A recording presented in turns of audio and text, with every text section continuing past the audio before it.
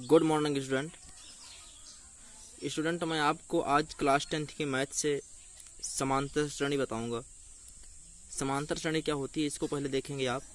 देखिए, वह संख्यात्मक श्रेणी जिसमें दो अंकों के बीच का सर्वांतर समान हो वो समांतर श्रेणी कही जाती है। एग्जाम्पल के रूप में आपको दिया गया 2, 5, 8, 11, 14। देखिए 2 और 5 के बीच का अंतर 3 है। 2 में 3 जोड़ेंगे तो 5 आएगा, 5 में 3 जोड़ेंगे तो 8, 8 में 3 तो 11, 11 में 3 तो 14। ऐसे 3 + 3 + 3 + 3 जुड़कर ये बना है। यानी दोनों के बीच का सर्वांतर जो है, मतलब इसके बीच का सर्वांतर 3 है, इसके बीच का अंतर 3 है, इसके बीच का अंतर 3 है, इसके बीच का अंतर 3 है। यानी अंतर जो है बराबर है, तो ये श्रेणी जो है समांतर श्रेणी में है। दूसरा देखते हैं आप 5, 5, 10, 5, 15, 5, 20। यानी दोनों का अंतर 5 का है, इन दोनों का अंतर 5 का है, इन दोनों में अंतर जो है 5 का है। ये संख्यात्मक श्रेणी जो है समांतर श्रेणी है। स्टूडेंट, अब इसमें कुछ आपको एक पहचानने को दिया जाता है कि श्रेणी में कौन सी समांतर श्रेणी है, कौन सी नहीं है। तो इसमें आपको देखिए कुछ सवाल, आपको कुछ संख्यात्मक मान इस तरह से दिए होते हैं। 1 की पावर 2, 2 की पावर 2, 3 की पावर 2, 4 की पावर 2, इस प्रकार दिए होते हैं। तो ये आपके जो हैं ये एपी में नहीं, ये समांतर श्रेणी में नहीं है। क्यों? क्योंकि इसका मान 1 होगा, इसका मान 4 होगा, इसका मान 9 होगा। तो देखिए 1 और 4 के बीच का अंतराल 3 है और 3 और 9 के बीच का अंतराल 6 है। यानी सर्वांतर समान नहीं होगा। स्टूडेंट, ये श्रेणी अगर इस प्रकार की है तो भी समांतर श्रेणी में नहीं होगी। क्यों? क्योंकि इसके बीच का अंतर जो है बराबर नहीं होगा। स्टूडेंट, ये भी इनके बीच का अंतर जो होगा बराबर नहीं होगा, इसलिए ये भी समांतर श्रेणी में नहीं होंगे। अब स्टूडेंट देखते हैं समांतर श्रेणी का प्रथम पद। ये कुछ अब मैं आपको इसमें जो फार्मूला कैसे रखते हैं, फार्मूला क्या होता है उसे मैं बताऊंगा। समांतर श्रेणी का प्रथम पद जो होता है वो ए होता है। समांतर श्रेणी का सर्वांतर जो होता है उसे डी मानते हैं। समांतर श्रेणी में कुल पदों की संख्या कितनी होती है उसे आप n मानते हैं, और उस समांतर श्रेणी का अंतिम पद यानी n वां पद क्या होता है उसे आप an मानते हैं। तो आपका जो सूत्र है वो है an = a + n - 1 × d। Okay student, an जो आपका होता है अंतिम पद होता है, a आपका पहला पद होता है, प्लस n आपका जो होता है n वां पद होता है, n आपका जो होता है पदों की कुल संख्या होती है, और d आपका दोनों के पदों के बीच का सर्वांतर होता है। अब एग्जाम्पल के माध्यम से मैं आपको कुछ एग्जाम्पल बताऊंगा जिसे आप ध्यान से देखिएगा। फार्मूला आप स्टॉप करके लिख लीजिएगा इसको, और इसे भी लिख लीजिएगा। समांतर श्रेणी का इंट्रोडक्शन क्या होता है, समांतर श्रेणी होती कैसी है, क्या होती है, किताब से देखिएगा। और उसमें पहले चैप्टर आपको दिया होगा कि इसमें कौन कौन सी श्रेणी समांतर श्रेणी में है, कौन कौन सी नहीं है, तो आप आसानी से पहचान सकते हैं। देख लीजिएगा दोनों के बीच का अंतर अगर बराबर होगा, दो संख्याओं के बीच का अंतर अगर बराबर होगा तो समांतर श्रेणी में होगी, नहीं तो समांतर श्रेणी में नहीं होगी। तो और फार्मूला ये है आपका, इसे लर्न कर लीजिएगा आप लोग। दूसरे चैप्टर में आपको सवाल दिए होते हैं जिसे मैं एग्जाम्पल के माध्यम से बता रहा हूं। देखिए स्टूडेंट, पहला एग्जाम्पल है आपका समांतर श्रेणी 13, 18, 23 और 28 का 10वां पद क्या होगा। हल यहां से स्टार्ट होता है। प्रथम पद आपका a बराबर, प्रथम पद a होता है तो a बराबर 13, क्योंकि प्रथम पद 13 है। सर्वांतर यानी दो के बीच का अंतर 18 - 13 बराबर 5, 18 - 13 बराबर 5। कुल पद कितने हैं 10, क्योंकि 10 पद तक ही बोल रहा है कि 10वां पद क्या होगा, यानी केवल 10 पद तक ही देखेंगे आप, तो कुल पद कितने हैं इसमें 10। और अंतिम पद यानी 10वां पद आपको ज्ञात करना है, यानी an आपको ज्ञात करना है। जो 10वां पद होगा वो an होगा।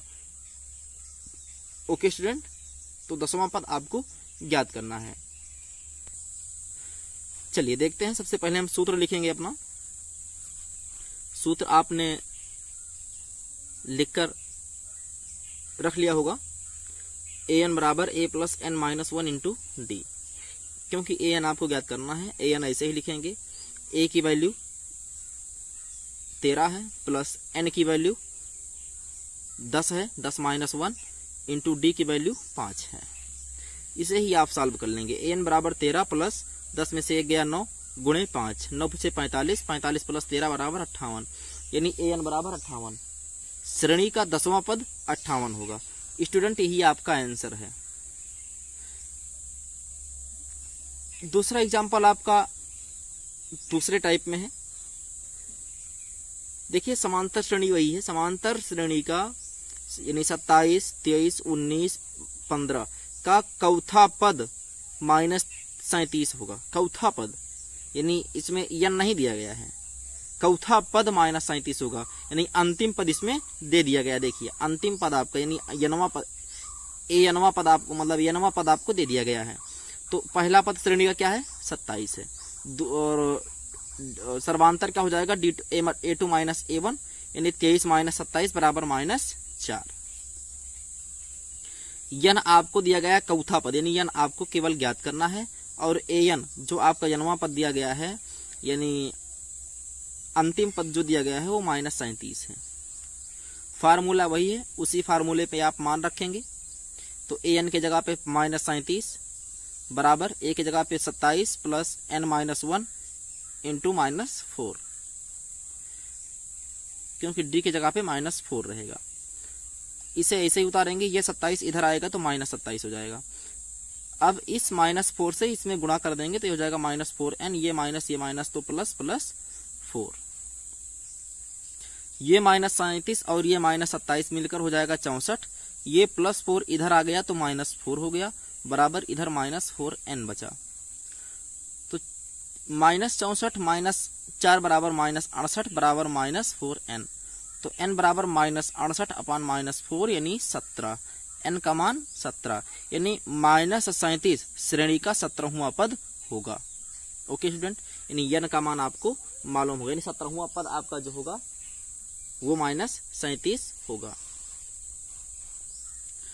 ओके स्टूडेंट, अगला एग्जाम्पल मैं आपको बताऊंगा जो थोड़ा दूसरी टाइप में है और इम्पोर्टेंट भी। तो देखिएगा स्टूडेंट, इस तरह के सवाल काफी आते हैं। एग्जाम्पल नंबर 5, श्रेणी ज्ञात कीजिए, वह समांतर श्रेणी ज्ञात कीजिए जिसका तीसरा पद 5 है और 7वां पद 9 है। स्टूडेंट अगर इस प्रकार दिया होता है, तीसरा पद 5 है, 7वां पद 9 है, 8वां पद 13 है, 15वां पद 14 है, इस प्रकार से दिया होता है, तो आप सबसे पहले जो है 2 समीकरण बनाएंगे। तो इसमें देखिए a प्लस तीसरा पद रहेगा तो 2d, चौथा पद रहेगा तो 3d, 5वां पद रहेगा तो 4d, इस प्रकार से रहेगा। यानी a प्लस तीसरा पद है ना तो 2d, a प्लस रहेगा जरूर। सबसे पहले लिखेंगे a प्लस तीसरा पद बोल रहा है इसलिए 2d बराबर तीसरा पद कितना है 5 है, यानी a प्लस 2d बराबर 5 है। ये फर्स्ट समीकरण हो गया।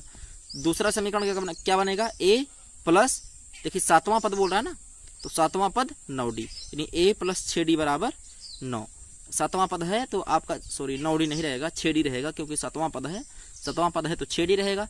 अगर 8वां पद होता तो 7d होता, तीसरा पद होता तो 2d होता, 7वां पद है तो 6d रहेगा, यानी a प्लस 6d बराबर कितना है 9।